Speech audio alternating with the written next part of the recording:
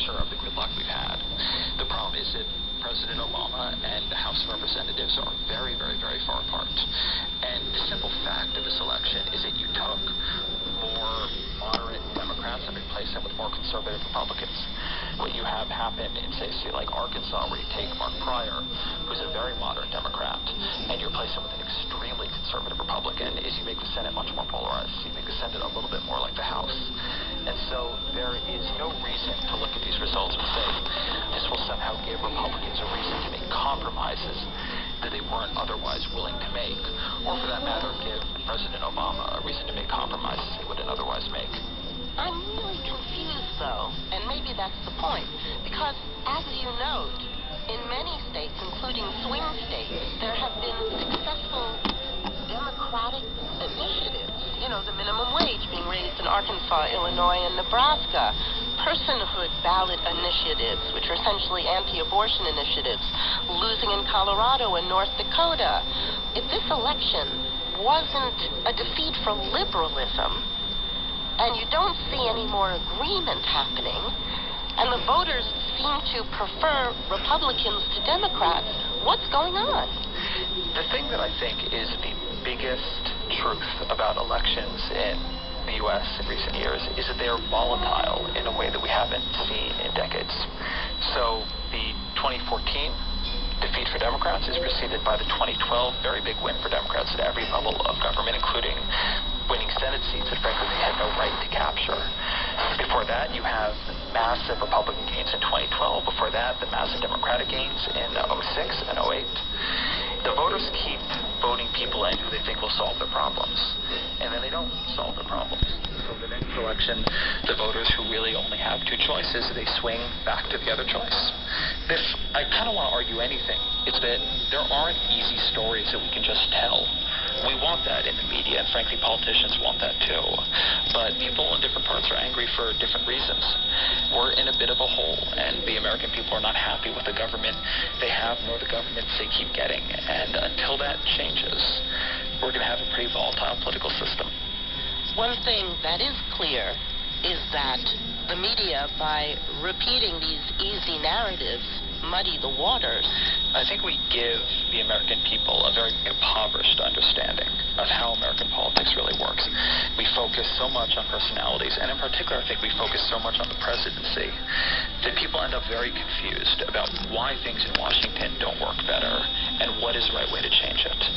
People see presidential elections as a kind of salvation. We're excited that that person will come in and be a uniter, not a divider, or come in and make us a United States, not red and blue states, and then they're not able to do it, and Congress gets their hands on everything, and hope becomes depression.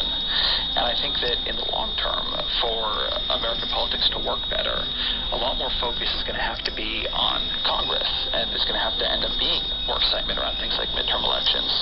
We have to stop telling the story of American politics as if it's an episode of The West Wing, and the president is always and everywhere the main character. Ezra, thank you very much. Thank you. Ezra Klein is editor-in-chief of Vox.com. Earlier this year, the 18 primary candidates to succeed Democrat Henry Waxman in California's 33rd District included career politicians, some fringe candidates with absolutely no chance, and one public radio host. For years, Matt Miller has hosted Left, Right, and Center, in which three commenters from across the political spectrum talk through the issues of the day. He played the part of the center. His run for office was not a stunt. Here he is in the debate, sounding every bit the politician. You know, we're in a situation where even 4 or 5 years after the official recovery started, we've still got nearly 20 million Americans who want full-time work who can't find it. And even though we live in one of the wealthier districts in the country, it's really a tale of two districts. There are a lot of people doing well, but there are a lot of people who are still struggling. Miller was a natural at fundraising. He got an endorsement from the LA Times and had a serious platform of ideas. What he did not have, however, was enough support to win the primary. But Miller was all in for the run. I guess I'm a naive romantic in part, and I always thought, having lived in Waxman's district since 1995, when he stepped down, I would look at this seriously, but no one thought it would be now. We thought it would be 5 or 6 years from now, so he stunned everybody in late January when he suddenly said, I'm not going to run again. Now, if you had any illusions, or I might say delusions, about nudging Washington into a better direction, they must have been disabused about 5 minutes into your campaign when you found out what your almost sole job was. Nothing prepares you for what it's like to be in the candidate's chair when you're really doing it, and it is all-consuming. It's very transactional. Only in America do we ask people who want to serve to spend most of their time raising money, and it's crazy. Yeah, you thought you were retiring from public radio to be an elected...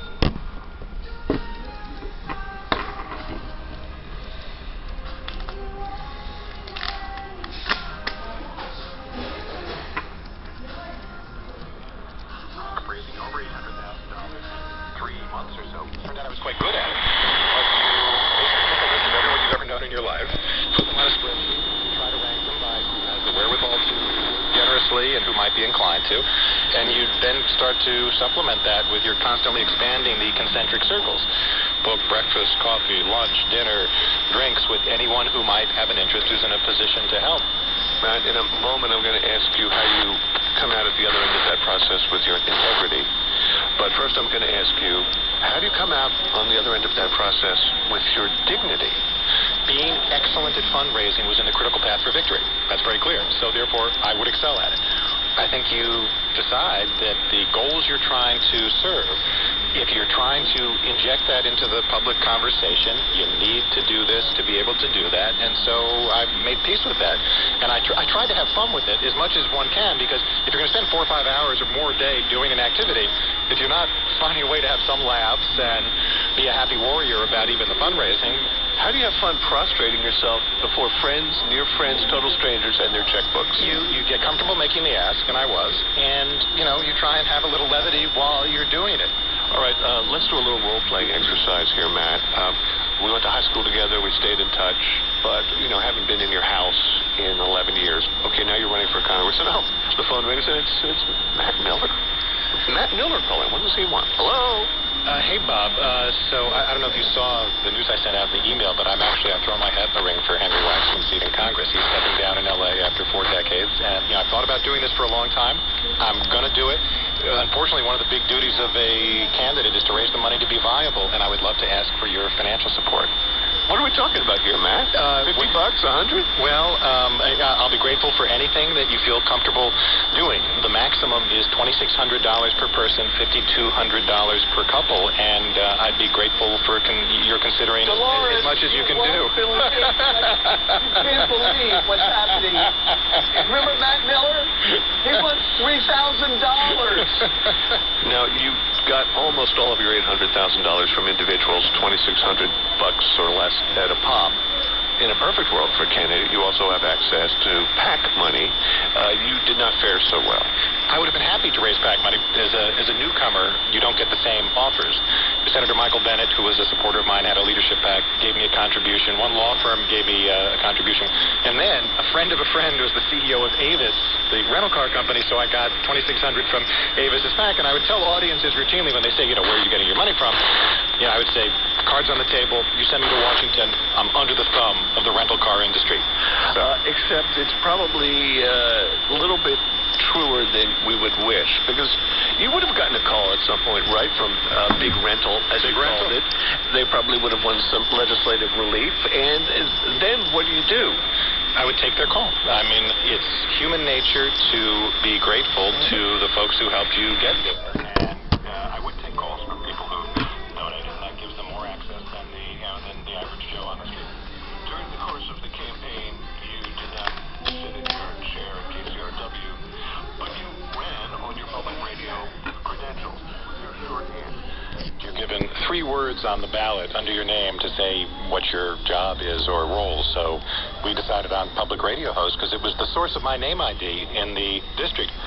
So it turns out you could run for office. However, if you had put up a political sign in your front yard while still on the air, I think they could have fired you, right? Maybe that's right. I don't know. So what conflict of interest discussions came up between you and your management at KCRW? Basically, I had to leave the show. And so instead of the little rant that we do at the end of the show, I said, home news, I'm taking a leave to run for Henry Waxman's seat. Hope to see you reality out there. One thing great about left, right, and center is that it's nuanced in a way that the most ham-fisted congressional politics seldom are. Had you won the primary and been swept into office on the basis of the Democrats' landslide victory on Tuesday, would you have been frustrated? Did you be more constrained in actual politics than you were by just simply discussing them? I had a lot of friends and supporters who would say at first, why do you want this job? You can have impact doing what you're doing. Congress is a mess. You'll be in the minority. Paradoxically, watching Paul Ryan from the other side of the aisle move what I viewed as this really hollow, regressive plan to the center of the national conversation in the last 5 years made me think that there's a real void of quote-unquote ideas in Washington. And I feel like, you know, through all the work I've done over the last 2 decades, the books, the columns, et cetera, I could help the Democratic caucus advance ideas that if I got in, I could make a difference. And that may be, you know, quixotic and naive. And now, I'm relegated to the dustbin of history. Perhaps the recycling bin of history. We can't consign you to dust just yet. Matt, thank you very much. Thanks for having me. Matt Miller, for 18 years, has been the host of Public Radio's Left, Right, and Center. He plays the part of the center. He's also a totally failed politician. Coming up, a controversial app intended to prevent suicide. This is On the Media. On the Media is supported by Moo.com, an online print and design company providing software and tools to create business cards, flyers, and triple-thick Lux cards. More at Moo.com. This is NPR.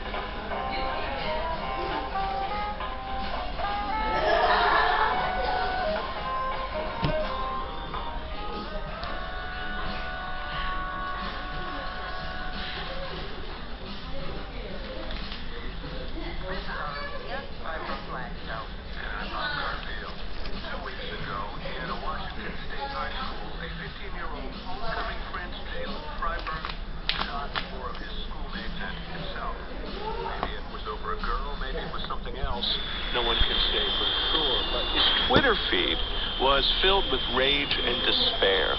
It breaks me, he wrote. It actually does. I know I seem to be sweating it off, but I'm not, and I will never be able to. That was 3 days before the shooting. Another tweet, it won't last, it'll never last. That was the night before. Could an app have prevented what happened next? For 61 years, the UK suicide prevention charity called Samaritans has been coming to the aid of vulnerable strangers at risk of doing themselves harm. Well, now there's an app for that. The Samaritans Radar monitors the Twitter feeds of those the user follows and flags language that may suggest suicidal thoughts. If you download Samaritans Radar and say, follow me on Twitter, and I tweet, I just want to end it all, or help me, you will be alerted and you can spring into action. David Meyer wrote about the app for the technology website GigaOM, and at first was bullish on the idea of applying digital technology to help prevent tragedy. But others saw all sorts of problems with the Samaritans Radar, and now so does he. Well, quite a few people pointed out that not everyone who follows somebody is that person's friend. So people could use this if they are so-called trolls or abusive internet users to find people to pick on, as it were. This person's feeling low, I'm going to try and make them feel even lower. Another very commonly expressed criticism was that a lot of people use Twitter to just get stuff off their chest. They're not looking for a response. They're not using it as an overt cry for help. one of the recurring things that I've seen is that people who are suffering from mental health issues, who use Twitter to get stuff off their chest, have said that they will leave Twitter because they don't find it a safe place anymore. And some people have claimed already that they have left Twitter because of this app. And then, of course, there are false positives. Something innocuous in a tweet that the Samaritan's Radar identifies as a potential cry for help.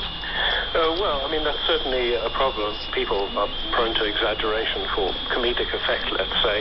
The local stories out of your favorite brand of cereal. Oh, I could just die, I want to end it all now. This is something that searches for key phrases, for keywords. It doesn't recognize sarcasm or irony. The problem there is it may well worry somebody as well. I mean, let's say somebody is following you who does actually care for you.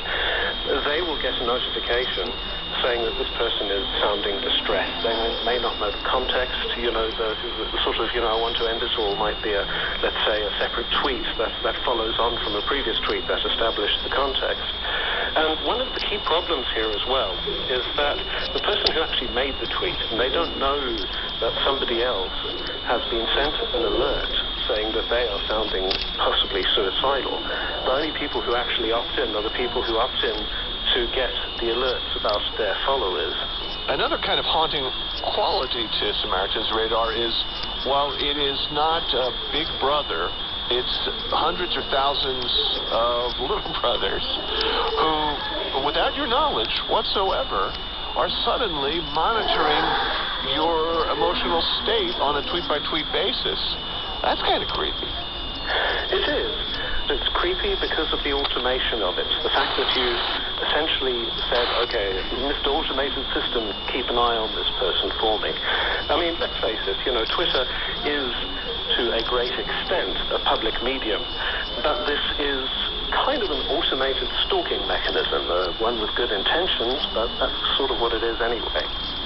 What about the legality of Samaritan's Radar in Europe, especially where data privacy has been regulated and legislated certainly more vigorously than it has here? It is of dubious legality. A lot of people don't see this particular mechanism as being in compliance with data protection law. Even if you pull back from the specific legalities of it, in terms of ethics, it really comes down to consent. The Samaritans keep pointing out that people opt into the system, but the people who opt in are the people who are doing the watching, not the people who are being watched. And that's the problem. It's important, I think, to note that the Samaritans are also already the suicide prevention partners of Twitter and Facebook in the UK and the Republic of Ireland as well. I mean, if you see somebody's tweet and you think that that person is sounding at risk, before this system came in, you could already report it, as it were, to Twitter or Facebook, who would then pass it on to the Samaritans, who would try and get in touch with that person. But again, it's the automation of this that's the issue. Nobody has imputed to the Samaritans any kind of sinister intentions. They've been at this now for more than 60 years. But the backlash has been significant. How has the organization reacted? A lot of people are seeing it as having had a bit of a tin ear in this. It doesn't seem to be taking into account the crux of the complaints. They say that it's legal. They say they've taken legal advice. They claim that they're not even processors of the data. An absurd statement to make unless somebody else is running the app, which doesn't seem to be the case. This is something that clearly comes, with good intentions. It was worked out with researchers. It's trying to solve a problem, and to a large extent it might solve that problem, but it's actually creating other problems, which the people who are supposed to be helped here find very distressing, frankly. David, I thank you. It was a pleasure. David Meyer is senior writer for GigaOM, covering Europe and issues related to privacy and security. Increasingly, the algorithms built into social media and your cell phone apps are quietly probing your psyche. But can they really do it? Georgia Tech's Moon Bichaduri studied this very question, and she says, yes, they can, using technology that carbon-based shrinks don't have. They can look at data from hundreds of thousands, even millions of individuals, and learn to identify what is an expected pattern and what is an anomalous pattern. This ability to look at patterns which are different can be very powerful in identifying some kind of problem in their lives. One area that you've explored is postpartum depression. Somewhere between 12 and 20% of new mothers experience it, but about half the cases go undetected. Yeah. Tell me about the experiments that you did. You followed 165 new mothers' Facebook feeds. Some of whom probably were diagnosed clinically with postpartum depression and others who were not. We requested if they would like to share their social media data with us, and we looked at their data on Facebook and constructed a variety of different attributes of their behavior, whether they were expressing positive or negative emotion, what was the intensity of emotions that they were sharing.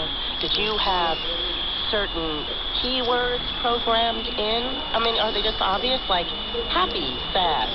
They are as simple as those, yeah. A set of phrases, keywords, exclamations, emoticons, and those kind of attributes which would serve as sort of gold standards of what are indicative of positive emotions, what are indicative of negative emotions. I know that you discussed the use of what's called very low-level language cues that you wouldn't imagine would tell you anything about a person, but they do. For instance, one of them was the use of first-person pronouns. There is literature in psychology which says that inward thinking, most of the time thinking about themselves, is a characteristic which is highly observed in individuals who are suffering from mental illness such as depression. When we write content, post content on social media, we don't quite think about these kind of aspects. It kind of comes naturally to our writing, and our algorithm was picking up those kinds of low-level cues. Another low-level cue was an abnormally low use of articles. We're talking about such words as in, on, above, with. People who suffer from depression pay less attention to their surroundings and their environment. So what we found is that individuals who had high levels of depression, they were using fewer of these kind of words. Instead of saying the refrigerator is broken, they'd say refrigerator broken. Or maybe they will just not talk about the refrigerator because they are mostly just talking about themselves. Another thing that we noticed is when does the person post? One of the aspects about individuals with depression is that they tend to be unusually active in the nighttime. So we basically look at when is it that they're hanging out on Twitter or hanging out on Facebook, and we find that to be a powerful predictor as well. And so in your study of postpartum mothers, what did you find? So we found that we could actually utilize the prepartum cues to predict new mothers' risk to postpartum depression before even the date of their childbirth. And that was really fascinating because early diagnosis is possible, and that can really benefit the treatment of these kind of conditions. Another one of the projects where you use algorithms to determine emotion is in the Suicide Watch forum on Reddit. There, it isn't just the subject you're studying, but the interaction, and that's because of the potentially toxic environment on some of these sites. We wanted to see how does the community try to help individuals who are struggling with post-suicide or self-harm type of thoughts. Sometimes there could be individuals who pretend to be trying to help. However, they're essentially trolls in the community. So what that means is that they derive pleasure out of reading about other people suffering from these kind of thoughts, and they want to encourage individuals to commit suicide. So here is where you are.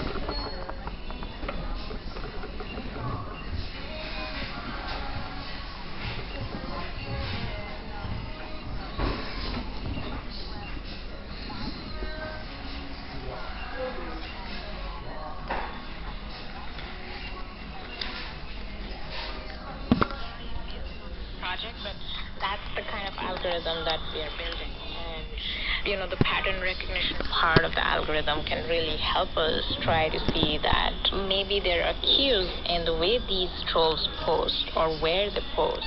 is there a question that you've put to your algorithms that they just can't answer? We are missing people who are actually depressed, but our algorithms are based on the kinds of emotion they use, the kinds of social support they have. We are just not able to detect that they are depressed. So that's bad. But I think even worse could be when they're actually not depressed, but they're just not active on social networks, which is why our algorithm thinks that they don't have the right kind of social support, or maybe they're just generally negative persons, but that might not mean that they are actually depressed. Right. How do you deal with false positives and false negatives? You know, it's interesting. I tried this crude algorithm that looks at your Twitter postings and develops a quick character profile. It's called Analyze Words, and they break it down: positive, negative, arrogant, personable, blah, blah, blah, blah. And I came out way more positive than I actually am in real life, and I think that this is because I have a more upbeat Twitter persona. That's right. And how do you reckon with the fact that people can present themselves in all sorts of ways? So that's where sort of, looking at many, many individuals helps in certain ways, because that helps you set a baseline behavior, what to expect. That certainly helps in, curbing some of these limitations. Moon, thank you very much. Thank you. Moon Chowdhury is an assistant professor at the School of Interactive Computing at Georgia Tech and a faculty associate with the Berkman Center for Internet and Society at Harvard. Coming up, the Berlin Wall fell 25 years ago, but it took the U.S. media about a decade to decide how to feel about it. This is On the Media. On the Media is supported by Moo.com, offering business cards with Printfinity, the option for a different image on every card in a pack. More at Moo.com. Support for On the Media also comes from Road Scholar, with educational travel adventures to 150 countries, including Cuba, at roadscholar.org. Subaru, featuring the all-new Subaru Outback. Love is what makes a Subaru a Subaru. Learn more at Subaru.com. And World Vision, dedicated to ensuring the well-being of children, especially the most vulnerable. More information at worldvision.org. This is NPR.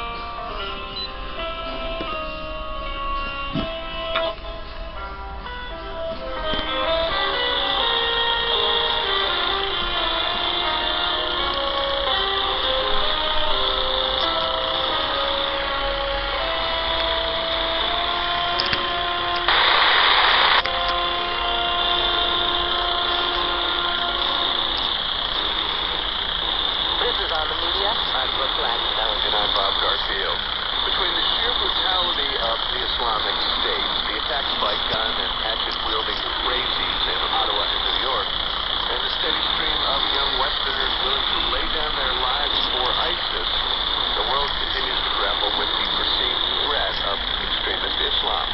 Here's comedian and talk show host Bill Hall. Because it's the only religion that acts like the mafia that will kill you if you say the wrong thing and draw the wrong picture or write the wrong book. According to the Pew Research Center, 60%